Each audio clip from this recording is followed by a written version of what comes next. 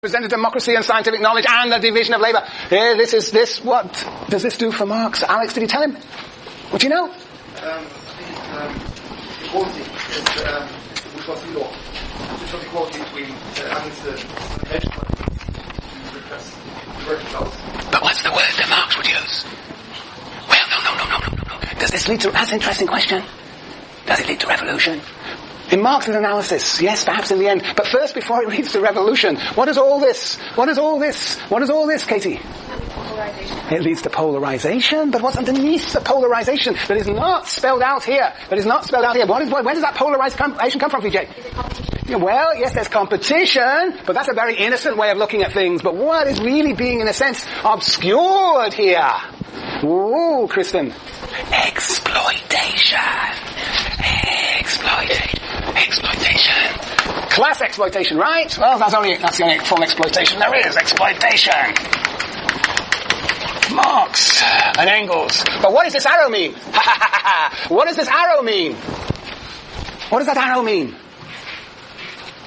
Here, disciplines support the existence of division of labour, juridical equality, representative democracy, and scientific knowledge. Here, division of labour, juridical equality, representative democracy, and scientific produce solidarity.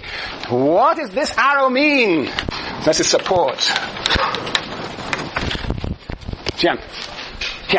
That the so-called natural division of labour leads to class division. Yes, leads to. Yeah, you could have that. You could have leads to. Yes, advances. Yes, you could have that. Advances. Yeah, you could.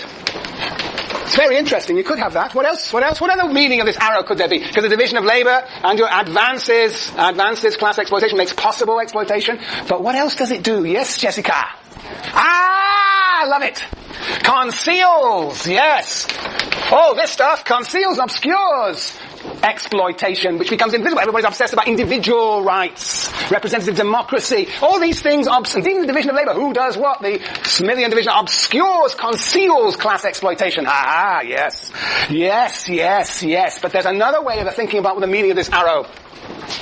Somebody said revolution. What's the meaning of the arrow in that way? All this stuff down here. Well, yes, you could say that's the advances, and that might lead to revolution. But so this also, the stuff down here also advances, but it also, what happens? Yes, what else happens as capitalism advances? It generates what? Crises of overproduction. So in a sense, this division of labour can also thwart exploitation. Aha! See how complicated Marx is compared with Durkheim? Yes. Contained in these three words, conceals, advances, and thwarts, is indeed the theory of revolution. But this is how the world appears. This is the wonderful world we live in. But Marx, like Durkheim and Foucault, say there's something else going on. That's why we do sociology, because this is a conventional portrait. But we as sociologists have other understandings of what this may mean, the significance of it. Producing solidarity, supported by disciplines, and conceals, advances, thwarts the revolution. Yeah. Now, Weber. You don't know Weber, do you? Or do you? Well, remember what is Weber? What's the institution we associate with Weber? Very good. Oh, you don't need to read it. Yes, you do. Bureaucracy. Weber. The question is, what's the relation between all this stuff and bureaucracy? That is the question we will ask, indeed, when we get to the essay on bureaucracy. What does the arrow mean here? And I will argue, and I think it's quite clear from the text, because...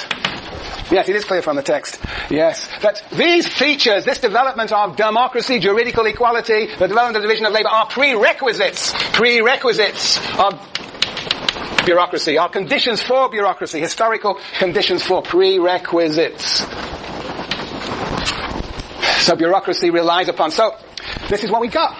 So, Weber and Durkheim are in some way similar. One is a prerequisite for bureaucracy. Doesn't produce a prerequisites. Here we produce solidarity. Here we obscure, advance and thwart exploitation. And here the whole thing is supported by the disciplines. The point is that this could never exist without this. So this down here has implications for all these three. Yeah. This is the foundation stone of social theory. Okay, Celia. I like that picture. It's my favourite picture. Yeah. This is how we see the world. And this is how these sociologists interpret it differently. This is the magic of sociology. This is why you're sociology majors. You shouldn't be falling asleep, though. Very good. Oh, that was an exercise of sovereign power or disciplinary power? Very good, Conrad, yes. You see how every moment of everyday life can be interpreted sociologically, even the most humiliating moments. Yes, okay, good. All right, that's it. Any questions? Yes. Yes, Jane. Oh, you can't see this. Magic. Oh, no, that'd be even better to put it this way, so it should be seen by all. The upward gaze, the gaze is upward. Ascending individuality. Okay, sorry. Right. Okay, any questions? No. All right, now we are going to have 7 minutes of... We've already been doing lots of comparisons, but we are now going to finish off. Okay, Foucault versus Marx. Foucault versus Marx. What is Marx's critique of Foucault? Well, what is Marx's critique of Foucault? Foucault, you only see the division of labour. You don't see it in its true richness, the relation between force and relations of production. Yes, division of labour. Sometimes you talk about capitalism, but you're so casual about the use of the word capitalism. You've got to be much more serious, says Marx. Yes, you've got to really talk a lot more about exploitation than you ever do. You don't even use the word exploitation, as far as I remember, says Marx. Yes, and Marx says too, Foucault, you have no theory of change. No theory of change. What's the point in all this? If you have no theory of change. I know you're on the right side, but you have no theory of change. You're just I don't know what you are, an anarchist or something of that order. You have no dynamics of disciplinary power. You don't even have an origins really very serious of discipline. You don't have an analysis of struggle. What could be worse? And you don't have an analysis of a transition to something else. This is no use. This is no use to us. Tissue bless you. The point is that you do not have a future. The only future you imagine, Foucault, Michel, is a perfection of the present. You think the world's just going to be totally panopticized. You have no vision of an alternative, says Marx, to Foucault. And the real problem, of course, is that you don't take the economy as seriously as you should, as a system that has its own dynamics, generates struggle, and gives rise to that new mode of production that we never call a mode of production, called communism. That's what Marx says. And what does Foucault say? You got to give the chance to reply. It's a debate, right? It's on TV. Okay. Foucault says, look, what you don't understand, Marx, is underlying your exploitation. Yeah, there's exploitation, but underlying the accumulation of capital, there is necessary accumulation of people. There are these disciplinary powers. You don't understand how capitalism is held together until you understand those disciplinary powers. And then he says, and this is a real tough blow. He says to Marx, you can't have a theory of change. You cannot have a theory of a transition from feudalism to capitalism because we are so deeply rooted in capitalism here. Even if our concepts are valid, we are in capitalism. We can't get out of it. We have to recognize we are subject, our very knowledge forms are subject to the disciplinary powers of capitalism. We can't think the very idea of transition, whether it's from feudalism to capitalism or from capitalism to communism. We cannot think it. And to think it is to create a discourse that will be the foundations of new forms of domination. Yes, so it is impossible to develop a theory of change, and it is dangerous to develop a theory of change. Yes. And what? Yes, you can go on and on about your economic institutions, Marx, but I'm going to insist that those disciplinary powers spread throughout society beyond the economy. And that is what you and your fellow Marxists have never really grasped. And why you think by seizing state power, you will introduce some new form of production. You will only introduce a new form of totalizing power unless you take seriously these disciplinary powers. Okay. That's the debate. Any questions? No. Now Gramsci. Gramsci is the interesting chap here. Yes, he's a Marxist, but he does recognize the importance of disciplinary power. Well, he recognizes the importance of the institutions of civil society. The power does not only reside in the state, but it is organized in civil society too. That's point number one. And he also understands that power is not just repressive, it also involves the eliciting of consent. So he can go along with Foucault in that regard, in those regards. Yeah. But always, Gramsci is going to hold out the idea of what? Struggle. He's going to hold out the idea that still it is possible, even though there is something called hegemony, even though there is something called civil society, we can still engage in struggle in civil society. And we have to engage in it to transform society. We have to engage in struggle in civil society. And moreover, we should talk about it, we should theorize about it. And without that theory, that modern prince, that communist party will not be able to actually lead that struggle. That in fact we have to theorize, we have to have what? An ideology that will act upon these atomized, normalized individuals and forge them into a class. We have to build theory as ideology. Without that, will be no change. That's what Gramsci says to Foucault. And Gramsci says that, no, you're too pessimistic. This is your world of the panopticon, with everybody in their little cells, surveilling others and themselves. But in fact, those walls are porous, that individuals communicate with one another.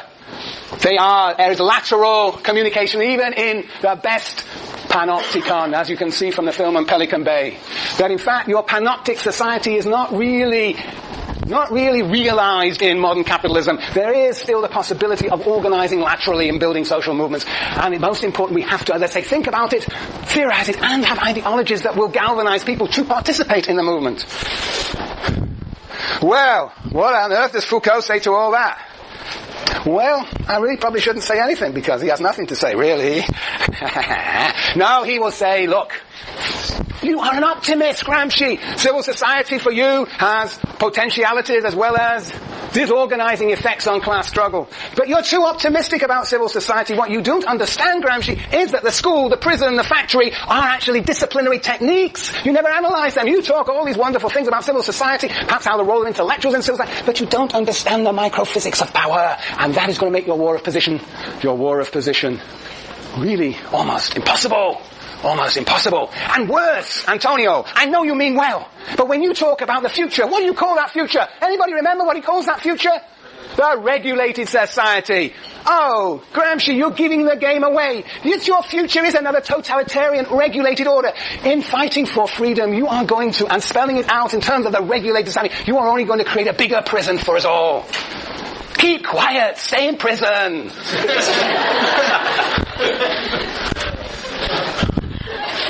I better stop there. Okay, look, alright, fine. I think you can ransack Foucault in your sections. We are going to start Weber next time. Otherwise we'll never get to feminism and I'll be shot. Okay. Thursday, Weber, read. And I'll give you 5 minutes for questions on Foucault.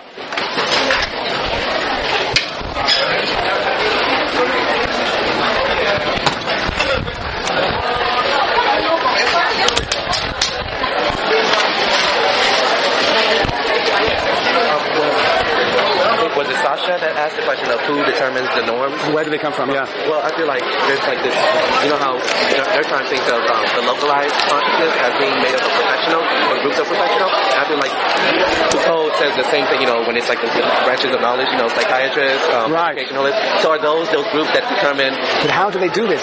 They have not got a theory of the production of discourses of knowledge. Oh, but then that gives individual agency, right?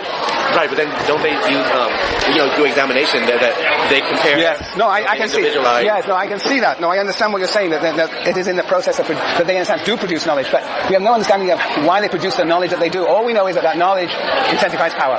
He doesn't tell us what is actually the content of the knowledge, except that it intensifies power, disciplinary power. Oh, there was a quote in here that I'm really, I was thinking when he never really talked about the transition from sovereign power to discipline power. Right, he never did. But then I was seeing this quote where there's when he talks about there's a checks and balances, that even the observer gets observed. The director of the panopticon even gets observed by the inspector, and the inspector is observed by the public. That's right. But isn't that I feel like that's the transition from sovereign power to... No, that is the perfection of disciplinary power. That's the perfection of it. I don't think it explains how one goes from sovereign power to the panoptic power. Because, I feel like before there wasn't any really checks and balances. Right. You're saying that what is necessary has to happen, but there's no theory of how it happens. Marx has a theory of how change actually happens. He says only if we're going to have disciplinary power, these sorts of things are necessary to have to go along with it. So sort of functional analysis. But he hasn't got a theory of transition. I don't think he thinks you can ever have one. Now, I think you have to compare it with Marx's theory of transition from capitalism to communism. There's a real theory there. How capitalism sows the seeds of its own destruction. I don't think he says that that's the transition, but I feel like that's, I feel like because he says that's a fact, it's a statement, it's not a theory. It's not an explanation of how you get from sovereign power. He doesn't tell us much about sovereign power, in fact. We know very little about it, so not surprising there is not a transition. The best he could probably do is have a theory of origins of disciplinary power. And that he